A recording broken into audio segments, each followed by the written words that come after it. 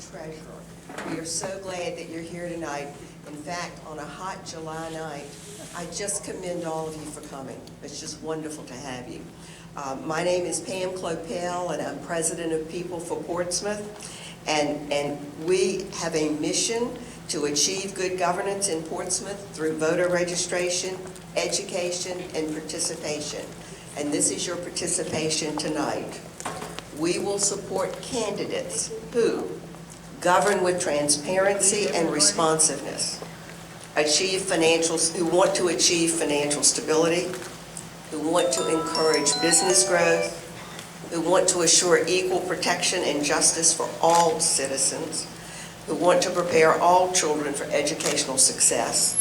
We want to capitalize on the diversity of Portsmouth's people, its history, and its natural resources. This year, as you learned last month, we plan to impact the constitutional officer election. Because last month we had the Sheriff's Forum. How many were here for that? Okay, a lot of you were here for the Sheriff's Forum. Mike Moore, Glenn Perry, and Bill Watson were also all at the forum. And we asked you to vote on who you wanted for sheriff. And we have counted those votes, and they will be used in our endorsement. Next month, we will have the forum for candidates running for Commonwealth Attorney. We only have two, Stephanie Morales, the current Commonwealth Attorney, and TJ Wright. So we had 3 last month, we have 3 today, and we will have 2 then. Tonight, we will meet the candidates running for treasurer. They are Paige Cherry, Elizabeth Simmons, and Ron Melton. Each position will be decided November 7th, when we elect also the governor, the lieutenant governor, our members to the General Assembly, as well as our constitutional officers. So that's going to be a busy day. Put it on your calendar. We want everyone to vote. We invited the members of the Martin Luther King Political Action Committee and the NAACP to join us tonight. How many are you from those groups? Okay, we've got 1, 2, 3, welcome. We're glad to have you. We hope you come again. Again, tonight is the Treasurer's Forum. What does the treasurer do? Well, you know what he or she does, because you give money to the person all the time. Jimmy, is that right? Where are you, Jimmy? There you are, okay, our current treasurer. So correct me if I'm wrong, okay? The treasurer collects and receives all city taxes, levies, assessments, license taxes, rents, fees, and all other revenues or monies accrued in the city. He collects state income tax and estimated tax. He or she is the custodian of all public monies of the city and all other monies coming into the hands of the city treasurer. What did I miss? Say again? You did well. Okay, thank you. I took it off your website. Okay. Just say et cetera, et cetera, Et cetera, et cetera, et cetera. People for Portsmouth distributed a survey asking what questions you wanted to be asked of the treasurer, candidates. And so we're using your questions tonight, just like we used the questions for the sheriff. After we have the formal part of the forum, we're going to open the mics for you all to ask questions that may not have been answered. Our timer is Amy Creekmore, and she's got her yellow paddles and her red paddles.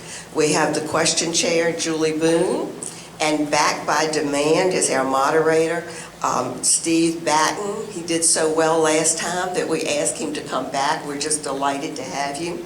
Steve started as a broadcaster at the ripe old age of 11, absolutely 11. And so he has had many gigs, so to speak, and he is back with us, and he is working now in Pungo and serves as a mortgage officer for one of the top 10 mortgage companies in America. So we're delighted he agreed to come back, and thank you very much, Steve. Now I'm going to turn it over to Steve, and so you're on. And thank you all for coming, and any questions that we do not ask, you will have a chance to ask when it's over. Thank you. All right, thank you very much, and thank you for having me back. I appreciate it. Just a couple of quick things. This is being taped tonight, so I've been asked to advise you that especially during the question segment, when we'll come to you, the audience, for questions, if you do not wish to be taped, you need to let that be known, that you don't want to be taped, so they can stop the taping. Also, all of tonight's questions were composed from responses to the Survey Monkey survey that was sent out to our supporters, and people for Portsmouth would like to take this opportunity to thank the supporters for taking the survey. By the way, one quick note, I do live in Virginia Beach, and Mr. Treasurer, when they introduced the John T. Atkinson in Virginia Beach, our standard response across the board is boo. So good for you that you got some claps. The order of the questions, you all know, was agreed upon. We'll ask the questions in that order first, and then we're going to mix it up based on that original order. Before we do that, we're going to ask that each of you do an opening statement. You have 3 minutes to introduce yourself, and we'll start with Paige Cherry.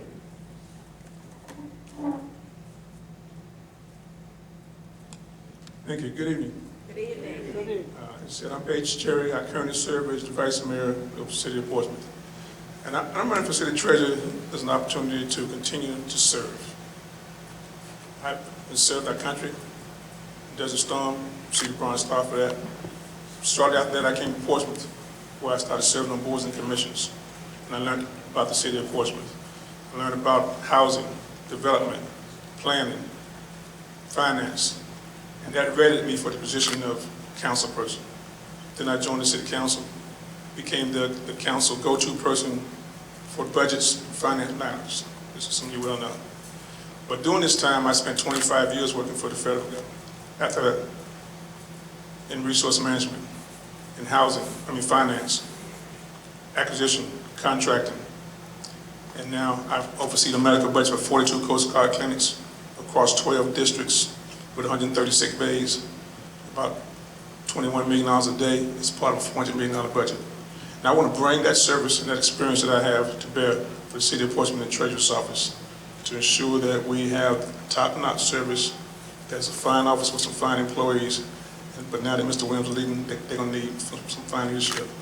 I manage an organization that's bi-coastal. I have persons who work for me in Norfolk, Alameda, California, and we have derivatives in all the 42 Coast Guard clinics that are across the continental United States, to include Hawaii and Alaska.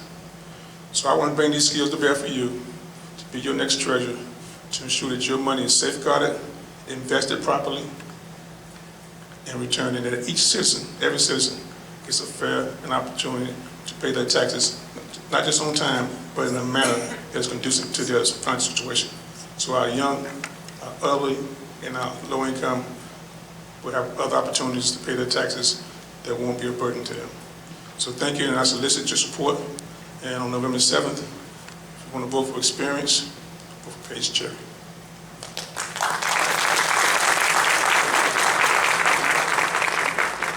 All right, thank you. Next, for your introduction, sir, Ron Melton.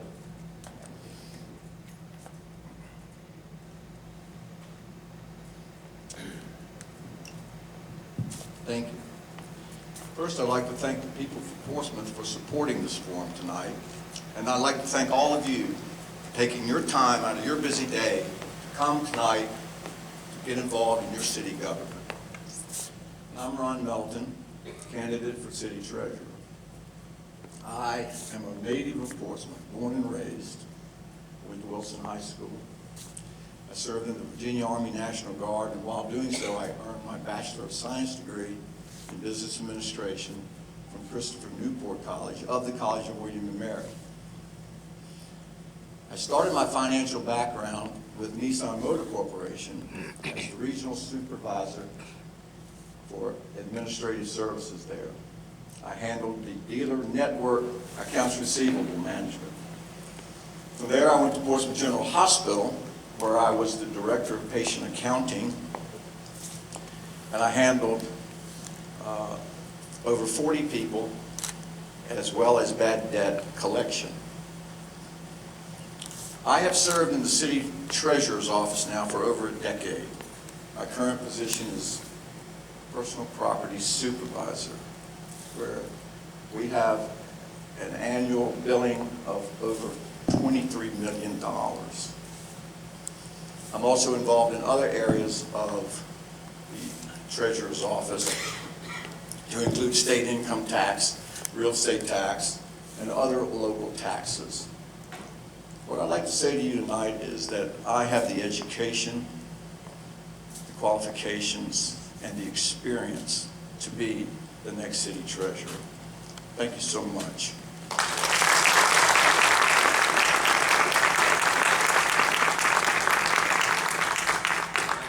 And now, Ms. Simmons, if you would, please. Thank you, people, for Portsmouth for allowing us to do this and introduce ourselves to the community. I am Elizabeth Simmons, and most of you know that I have served on and off for 12 years on the Portsmouth City Council. I'm a native of Portsmouth. I'm a business owner. My company, Travel Designers, will turn 30 in February. I'm very proud of that. You may not know that in my earliest careers, I managed personnel for Allied Marine Industries, tankermen and port engineers, over 100 men and women. And in my role as owner of Travel Designers, of course, I've managed multiple locations, employees, issues with employees, paying bills on time, budgets, all of those kinds of things. But this treasurer's job, let's face it, it's not about knowing how to post a payment. This is an administrative position that requires trust from you and knowing how to get the job done and knowing how to leverage the city council, and who knows better how to do that than me, and knowing how to leverage and work with our delegates and senators in Richmond. There is a state treasurers association that does a very good job with the General Assembly. This is an administrative position. It's important that you trust the person that you're going to basically give about $2.5 billion to over the next 4 years to make sure it's accounted for properly, make sure collections are done in an even-handed way, and get the job done so you're not embarrassed. You know, we don't want another situation where we look like Norfolk. We need to be proud and happy with the way the Treasurer's Office is working, that the people are treating us fairly and nicely, and that those folks are also working well with the Portsmouth City government. I think that's so important that our Commissioner of Revenue and Treasurer's Office work well with city government because they all work for us, the citizens. So I ask for your support. I ask for your trust on November 7th. Thank you very much.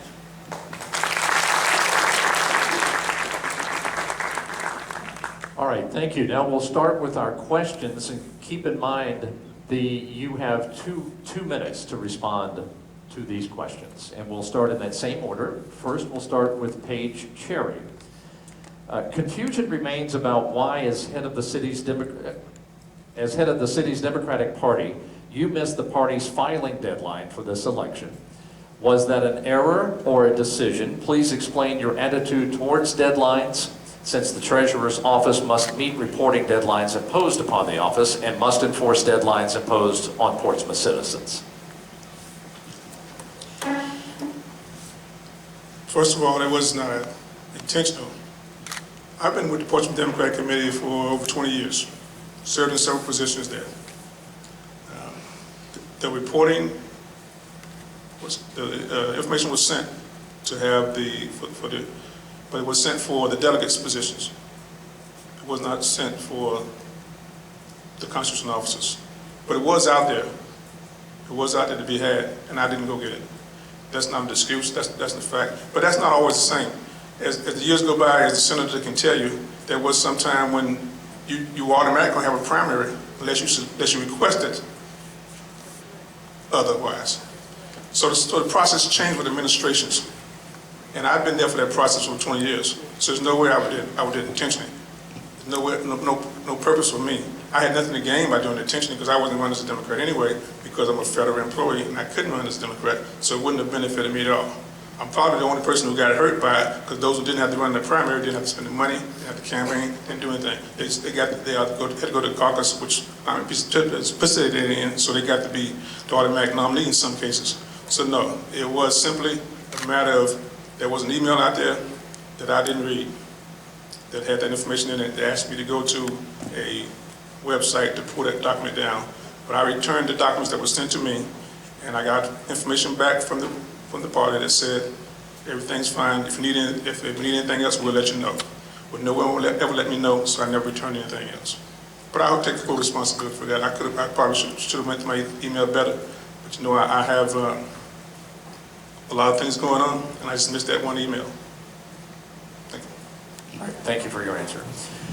Ron Melton, you have the second question. Please describe your current duties in the Treasurer's Office and your place on the third tier of the organizational chart. How has your position prepared you to assume the duties of Treasurer?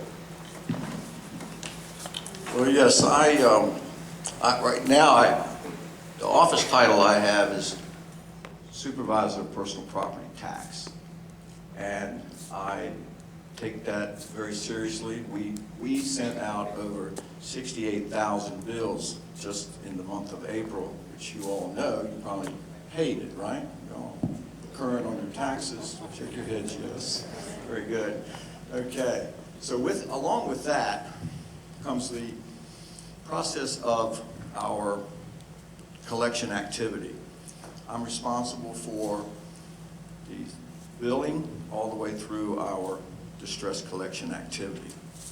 I think that I have been prepared for the job of treasurer just because I have the management experience and I have the technical background to operate this office.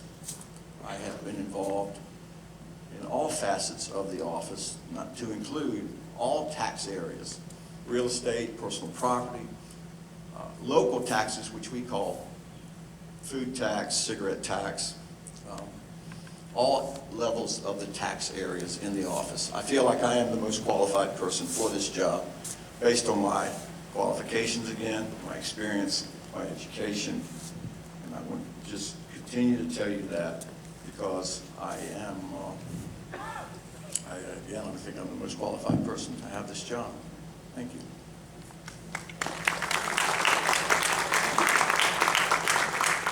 Third question, Elizabeth Simmons.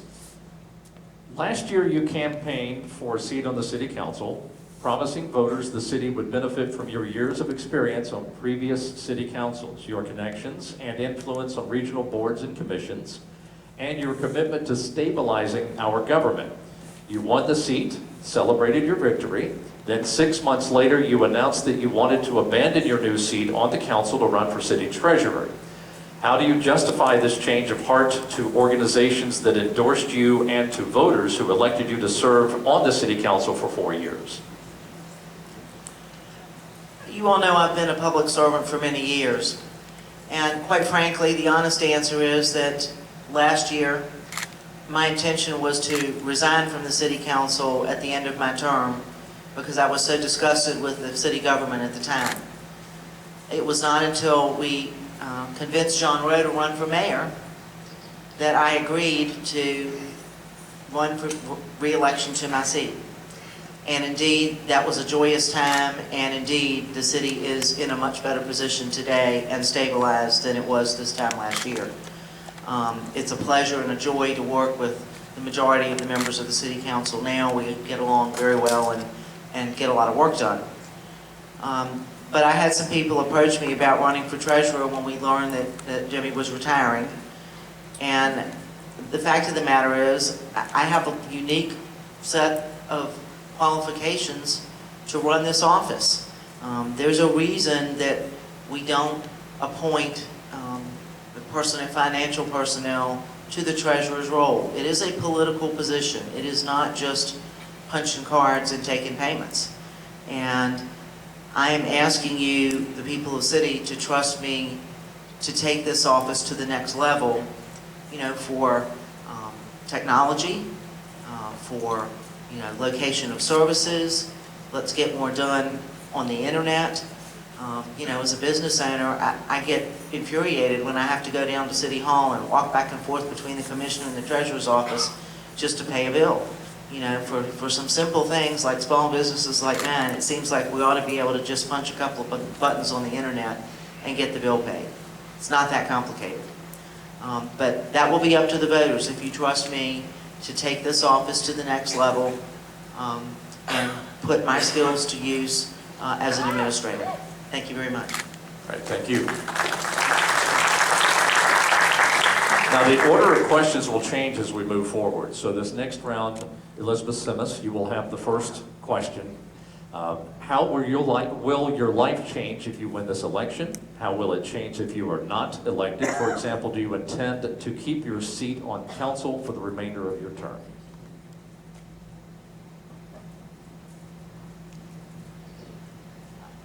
If I win the election, I will not keep my seat on council for the remainder of my term, no. No, the question was, how will your life change if you win and if you are not elected? For example, do you intend to keep your seat on council if not elected for this term? Thank you. Sorry if I wasn't clear. Yeah, sorry. Because you actually could do that, I think, which is bizarre. No, when I win, I will resign my seat on council effective December 31st, take over as treasurer on January 1st. Yes, my life will change. Being treasurer is a full-time commitment, a full-time job. As you all know, I have a business that has been my full-time career. That business will close its offices, and I will still do some very small travel work in my free time, which will be quite different as treasurer than it is as a council member. The treasurer doesn't go to the thousands of activities that happen in the city and doesn't have 5 or 6 meetings a month in the evening. So I'm going to have a lot of different kinds of time. My intention would be as treasurer to participate in city activities more than most probably commissioners and treasurers do, because that's my experience. I want the treasurer's office to be involved with the city and city government and the citizens, know about Civic League activities and that sort of thing. So yeah, my life will change dramatically. I'll be going to City Hall 40 hours a week and not to travel designers. Thank you. Paige Cherry, essentially the same question. How will your life change if you are elected treasurer? How will it change if you are not elected? For example, will you run for re-election to council next year? Of course, if I'm elected treasurer, I will resign my seat, just as Elizabeth said, on December 31st and take the office. If I'm elected, my life will change drastically. I currently go to Norfolk every day to work for the Coast Guard, where I will see those 42 Coast Guard clinics and 21 million hours a day. I wouldn't be doing that. I would have to retire from that position for my 32 years of federal government service in December. And if I am not reelected, I plan to continue to serve as your vice mayor right now for as long as you have me. But that's not my question, because I'm really planning on winning this election, becoming your next treasurer. You talked about trust, because I'd be trusted. I myself, we talked about $2 billion, $2 billion. I processed $1.3 billion of contracts by myself in 1 year for headquarters trade out. So the big numbers are nothing new to me. You need some, and I oversee 3 administrative sections right now for the federal government. Bi-coastal. This job is about more than just collecting the taxes. It's about managing people, places, and things, and infrastructure. That's what I do every day, and I have done for the last 32 years in service to this community.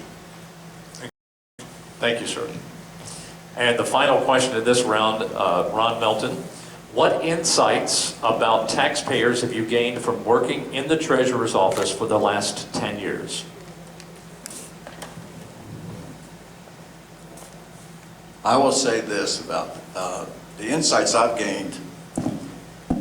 Taxes should not be a burden for people. I've had a lot of people come through my office, thousands. They come in, they're upset, they're crying. I keep tissues in the office. 99.9% of the time when they leave, They might not be happy, but at least they understand their tax situation. Taxes, again, should not be a burden. They are a necessary, I don't want to say necessary evil, but they are. To run this city, the infrastructure has to run on tax dollars. I know that it's, my insight into this is that we have to have the taxes paid. We need to work with the people, the citizens of this city, to get them paid. And I have some innovative ideas, I think, that come along, such as our new electronic billing service, hopefully, for personal property tax. Right now, you get a paper bill. But I do think that people should be able to come in and have a discussion about their taxes with the people that work in the office and walk away with the knowledge that they will be able to pay their taxes and not feel burdened by the taxes that they have to pay. Thank you. All right, thank you. Now, the next round of questions, these are general questions, and you'll each have an opportunity to answer the same question. We're going to start with Ron Melton again with this one. The question is, what special talents, insights, and skills do you have that will make you the best candidate for city treasurer? Then we'll come to you, Ms. Siemens, and then to you, Mr. Cherry. Well, as I explained earlier, my education, my experience in the treasurer's office. I also hold the designation of Master Governmental Deputy Treasurer, which I obtained through University of Virginia's Weldon Cooper Center of Continuing Studies. Right now, I'm involved in the third part of a three-part governmental accounting certificate, which I will finish next month through Radford University in conjunction with the Treasurers Association of Virginia. Those things, those certifications, coupled with, again, my education and my experience in the office, again, I believe make me the best qualified candidate for this job. I feel like I have the compassion, the initiative, and the insight to be the best treasurer. Again, it's education, it's qualifications, and it is my experience in the office that make me the best qualified candidate. Thank you. All right, thank you. Elizabeth Simmons, same question, and I apologize for mispronouncing your name a moment ago. I hate it when people call me Baton. So, what special talents, insights, and skills do you have that will make you the best candidate for city treasurer? Well, I think you all know I'm trustworthy. I'm very organized. I could never have spent 30 years doing travel work if I wasn't extremely organized and on time. But I think you have to realize that, you know, you don't hire the guy that works in the bank to be the bank president. Ron's a great guy. He's very well organized. He's very well educated. And I look forward to him serving in my administration as treasurer. But the fact of the matter is, I bring unique skills to this position. And there's a reason that we elect a treasurer as opposed to appointing someone from the office. There is a reason the Constitution was set up for the City Council to set the tax rates, for the Commissioner to make the assessments, and the Treasurer to collect the taxes. So not one person is in charge of everything. This is about having a well-educated, organized, trustworthy person that you trust with your money. And I'm that person. All right, thank you. Paige Cherry, what special talents, insights, and skills do you have that will make you the best candidate for city treasurer? Well, I'm a manager, I'm a leader, I've done it all my life. Just for the record, I have a bachelor's in business administration with concentration in housing management. I have a master's in public administration with concentration in public management, and a graduate certificate in operations research systems analysis. It's a graduate level in engineering. But I've spent my life, the last 25 years, in pursuit of the things that this office needs. A manager, a leader, someone who can work with the city council. It's very important that your treasurer knows all aspects of the city. Those 18 years I spent serving on all those boards and commissions taught me all of that. The 7 years I've spent on the Portsmouth City Council talking about budgets. Some of you will recall a few years ago, John Rowe proposed a 17 cents tax increase. Thank him for that, because it gave the council a wake-up call to the things we were doing and how we were spending our money. But it was I who devised the method to bring that 17 cents down to 0, and then brought it back up to 3 to give our school system a raise. That's the kind of talent you need in the treasurer's office. Someone the treasurer does a lot of things. You got to understand contracting. We write the checks. You will recall that there was a time when the employees spent about $2 million of city money on projects that weren't approved by the city council. Well, I know the council rules say the manager can only spend $100,000 without coming back to council. And a regular employee or department head shouldn't be able to spend $2 million. When I'm the city treasurer, that won't happen because I know what the rules are. I won't write that check. I'll call the mayor, I'll call the city manager, say, did you approve this? Or better yet, my office will stay in touch with council. We'll be at council meetings, and we'll know what's approved and what's not, and that won't happen again. Because we end up selling that property, that $2 million of equipment, for pennies on the dollars. That is, you know how much that is on the tax rate? You divide $600,000 by $2 million, that's how much money we could have saved had I been the city treasurer. All right, thank you, sir.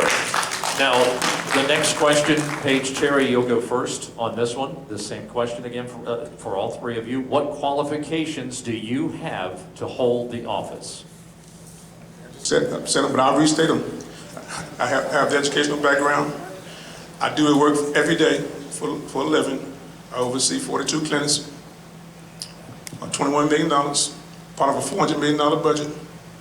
Just last week, I was given another $16 million in contracts to manage for the United States government. So I have the trust. Your government has trusted me with billions of dollars over the lifetime of my working career. And I want to bring that same trust, that same experience to the city to manage your funds properly. So if you combine it with my service to the city, my service to this country, my qualifications, my work that I do every day, with my knowledge of the city, I am the perfect fit. You know, and as was said, you often bring, when people can hire a new CEO, they often don't get the CEO, the guy who's there. They go out and get someone who has experience who bring a fresh look to the office. I can come in that office with my experience, manage the bi-coastal office, look around, see what maybe need to be improved, what we can enhance with the different things that I learned in the financial systems that I spent my last 25 years working with. No one else up here can do that. Thank you. Thank you, sir. Ron Melton, same question.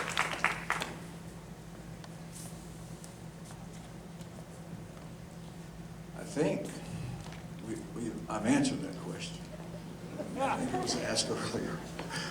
And I'm not going to bore you with the same details that I gave you before about my education, my qualifications, my experience. But I want to go back to what Ms. Simmons said earlier about bringing a fresh look. Working in this treasurer's office, for me, is a seamless transition from my office to the treasurer's desk. I believe opposite. I believe that you have to know the operation from the bottom up. You have to work there, you have to know the people you work with, you have to know your customer base, and you have to know all of the workings so that you can make a seamless transition from my position into the treasurer's office job. It's just my philosophy that you go from where I sit, actually it's literally next door, I just move over. It's a promotion for me. I'm not political. I'm not looking to be politicized here. I feel like I've earned this promotion. I've been in there for over a decade, worked in all types of tax situations. I know it from the bottom up. Thank you. Elizabeth Simmons, same question. Unfortunately, in politics, these positions are never earned. It's not the way it works. You need to find somebody who you know is well educated, Okay, I have a Bachelor of Arts in Political Science with a minor in Economics from the University of Richmond. I've owned a business and been in business and had employees in multiple locations for 29 years. I've worked in city government for 12 years. I will bring a very unique perspective to this position. I know how to handle employees. I know how to work with city government. I know how to work with the legislature. That's what this job is. Again, this is not about knowing how to post payments at the clerk's desk. And for that matter, may I say, even though it's not part of this question, the first thing I would do is open up that office. I told Frankie Edmondson recently, his office has such a fresh, open look. And on the other side of the hall, the treasurer's office is all closed in cubicles. It doesn't look inviting. It doesn't look like anybody wants to talk to you. It looks like they're hiding. That's one of the first things I want to do is open that office up a little bit. But you just need somebody that you know you can trust to deal with the position. Now, can you trust all of us? Probably. Are we all well-educated and ready to do the job and want to do the job? Yes. You have to make a decision which of us you think would do the job the best. It's not about who earned the job. It's who you think will do the best job for you. That's what an election is all about. Over the next few months, you know, you're going to learn more about each of us. Then you're going to hear some crazy things that aren't true. I would encourage all of you to come 3 weeks from tonight, August 17th, to my campaign kickoff, which is on the Carey Beach Tour Boat at the foot of High Street at 5:30 p.m. Thank you. All right, you're going to have the first crack at the next question also, so that's so you know. The next question, what changes, if any, would you make in the way the treasurer's office is managed?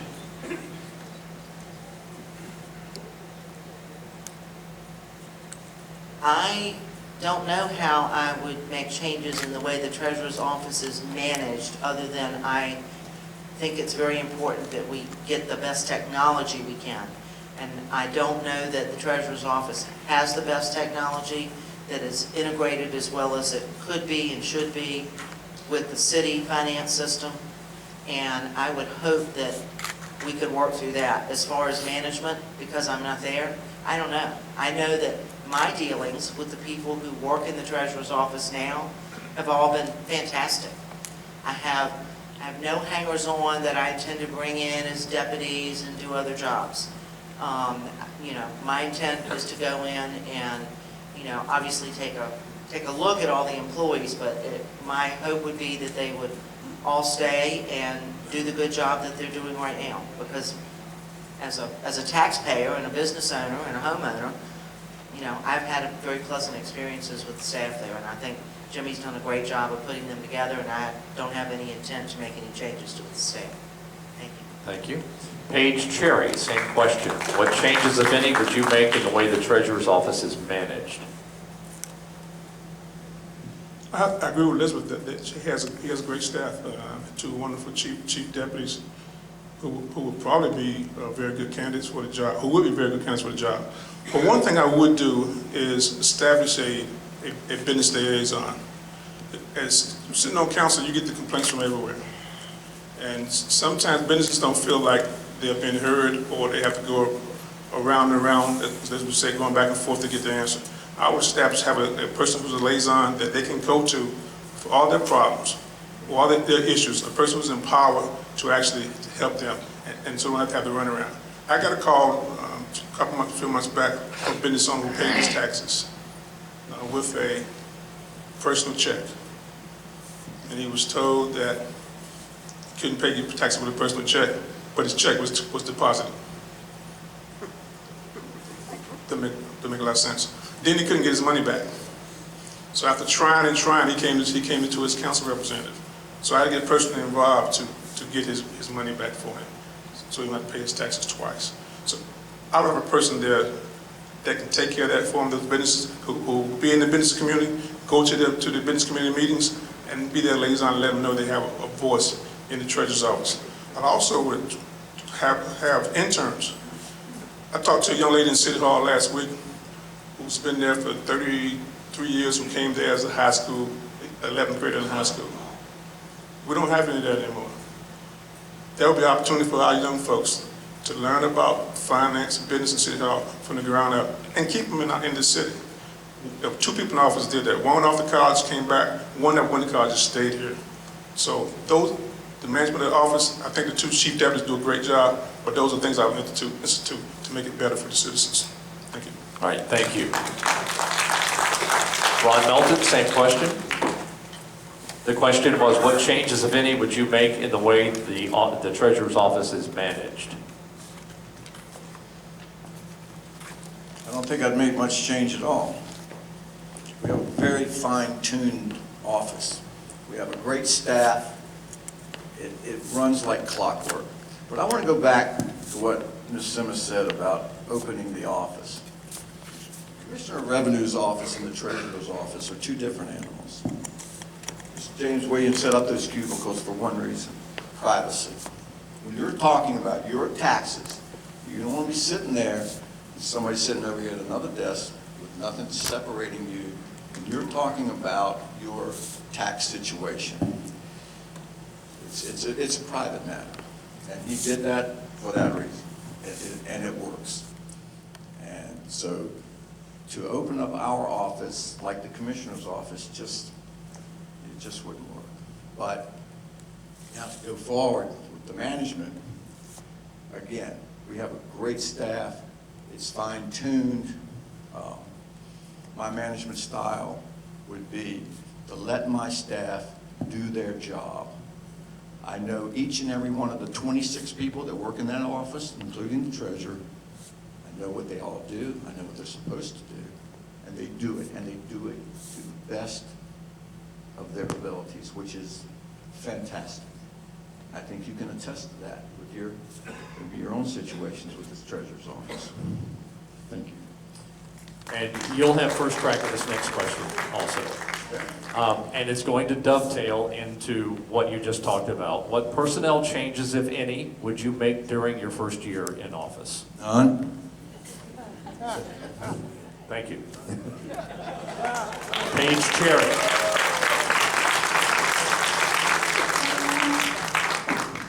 As I said, Mr. Williams is to be congratulated. He has a great staff. He has two chief deputies who do an outstanding job. You don't walk into an organization, and I've had to do that during my career, move from place to place. I worked for the Army, I worked for the Navy, I worked for the Coast Guard, and I've served in the Army. And you know, you move around. And since I was in office, I was always in charge of something somewhere. You go into an office, you look around, you see what they need. Your job is to provide what they need to be successful, not to go in and just start moving people around. And that's not my intention. My intention is to go into the office and look around, see what I can do to make their jobs better, improve the desktop machines that they're working on now. They're dated. But you got to be able to work with City Council to get in the CIP to make those things happen. That's what I would do. No personnel changes, but technology changes, yes. All right, thank you, sir. Elizabeth Simmons, second question.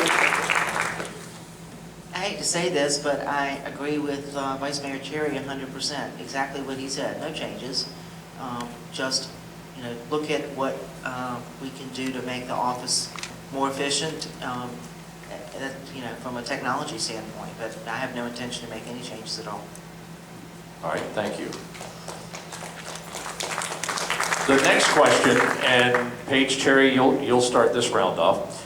How long do you estimate it would take you to master the duties of the office to assure its smooth operation?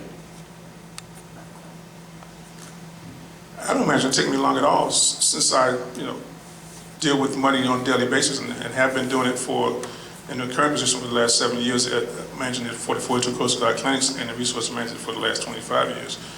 I would go in there and take a look around, look at the operation. As far as the management part, I don't need any training. I'm proven. Some of you have my literature, but some of you have seen me work on City Council. So it wouldn't take me long at all to go in there. I just got to learn the people, the personalities, and see what they need to be successful. But as far as, there is no learning curve for me to go to the treasurer's office with the amount of work that I do and the amount of dollars that I manage on a daily basis. There would be none. So I'd be ready to go in there on the day one and get the job done. Thank you. Elizabeth Simmons, same question. How long do you estimate it would take you to master the duties of the office to assure smooth operation? Well, at the 30,000 foot level, day one, I'm fine. Learning what the people actually do, that's going to take a while. You know, I'm not going to tell you that you know, I'm going to know what everybody does in the first week. It's going to take a few months to learn who Susie and Mary and Johnny are and what exactly they do and what they need to maybe do it better, faster, quicker, cheaper, more efficiently. You know, that takes several months. I don't expect to know how to do everything everybody does in the first few months. But at the 30,000 foot level and dealing with the big picture, I'm great on day one. All right, thank you. Ron Belton, same question.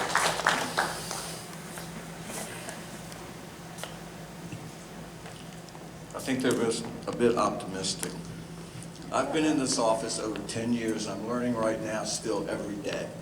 Even though I know that from day one I can take over and do this job because I do it, I know what everyone does. I can tell you that it took me 3-4 years to get up to speed on. We have so many systems that we're working with. It would be the end of the first term for them to get up to speed. We work with real estate, state tax, personal property, cigarette tax, business tax. So many local taxes. I mean, amusement tax. Taxes you probably don't even think of. But again, it takes some time to learn these things. I've been in there over a decade. I feel pretty comfortable with it now. I could have said that 4 years ago, 6 years ago, when I just finished my first 4 years.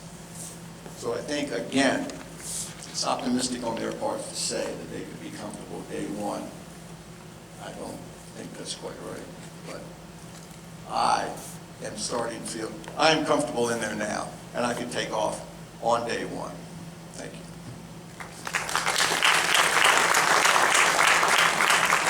All right, this is the final of the general questions. Then we'll go to your closing statement. And you'll be doing your closing statements in the same order as this last question, as you'll be answering this last question. We'll start with you, Elizabeth Simmons. What are your thoughts about the practice of booting or towing vehicles belonging to delinquent taxpayers?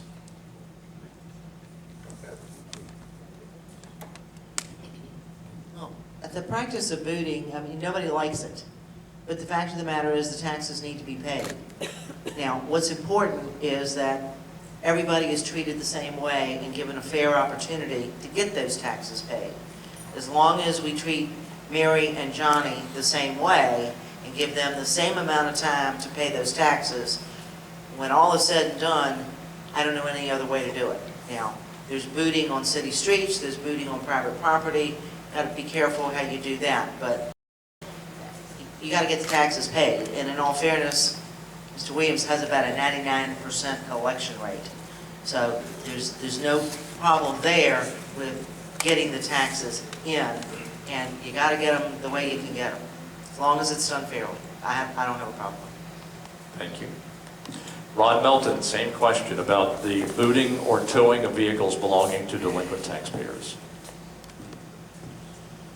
I am the guy that sends the boot file to the contractor. I'm that guy. And I'll tell you, it's an emotional issue. We have had every situation you might imagine when we boot cars. We've had pregnant women on the little Walmart parking lot. It's 110 degrees. I've had your mother out there with her oxygen bottle. I've had people going to the doctor, children going to whatever, trying to pick them up from school. It is an emotional issue, but we follow a step-by-step process in our distress collection activity. We start with the first bill, and I'm talking personal property now, your vehicle tax. We start with the first bill, we then have a final notice. We go through several steps of distress collection before we get to the final step of the booting and seizing of vehicles. Unfortunately, it's a necessary evil sometimes, but we do give everyone the opportunity to pay that bill in a timely manner. We even set up payment arrangements with you. But unfortunately, we do have to seize vehicles sometimes. And that will probably continue, unfortunately. Thank you. Page Cherry, the same question about booting and towing vehicles belonging to delinquent taxpayers. Yeah, I think the booting ought to be a last resort, absolutely, because the person who's getting their car booted is probably the person who can least afford it. It's probably the only means of transportation to get to work, to get their babies to daycare, or get to school. So part of my liaison program, reaching out to them to try to set up something, to find a way before we get to that. If it becomes absolutely necessary, yes, but it shouldn't be a part of, I wouldn't want to be a part of the regular, everyday routine that we just go out every day looking for cars to boot.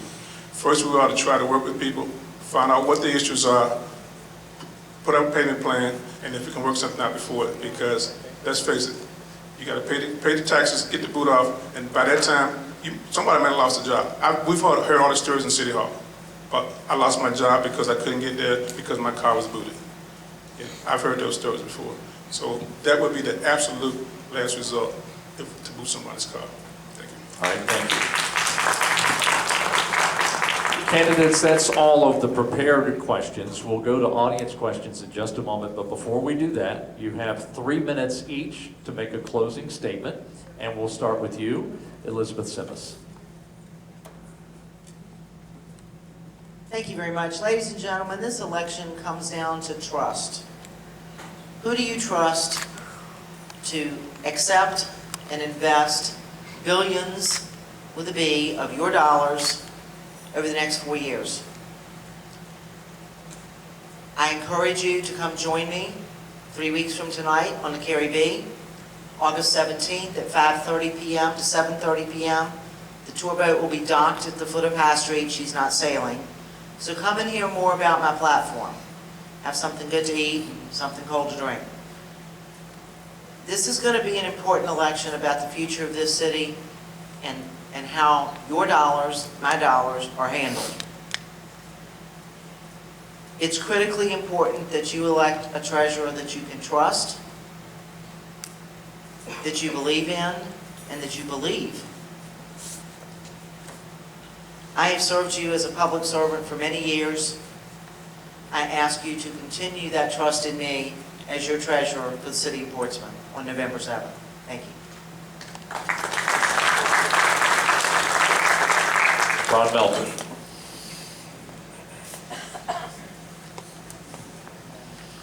Thank you. I have been endorsed by the incumbent, Mr. James Williams. He has said that I am the most worthy candidate. What I'd like to do is leave you with this one thought.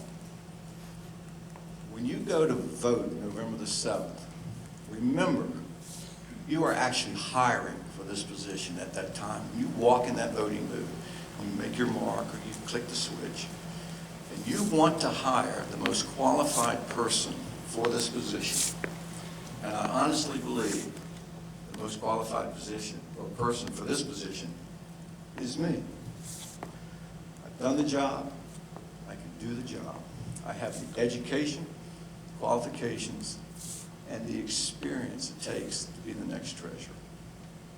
Thank you so much for your time tonight. I appreciate it.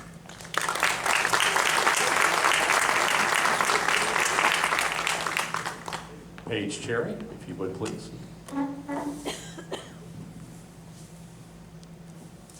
You want someone for this job who can do it right now. Not someone who's got to figure it out. I've managed millions of dollars every day, have done billions of dollars in 1 year. Why can I do it the first day? I was an army officer. You go to a new location, you don't have, you do this in 3 years, you don't have 4 years to figure it out. I never had that time to figure it out. But I manage people right now who do the job, who do the work that they do in the treasurer's office. They take the money in, they make the purchases, they send out the checks. So I can do that right now. So I have to go in and learn it, I have to go in and figure it out. I manage financial management specialists, I manage contract specialists, I do it every day. So there's no learning curve. You want someone who can go in and do it right now, who has the money. The big numbers don't scare me because I see them every day. and I've seen them in the last 25 years, as opposed to, no offense, Ron, but you wouldn't have made a good Army officer, because if it took you 3 years to figure it out, your tour would have been over before you got there. So I can do the job now. I've been doing the job. You've seen my work on council. You've seen my financial acumen. You don't have to question whether I can do it. You know it. You just have to give me the credit and give me that vote on November 7th. Thank you.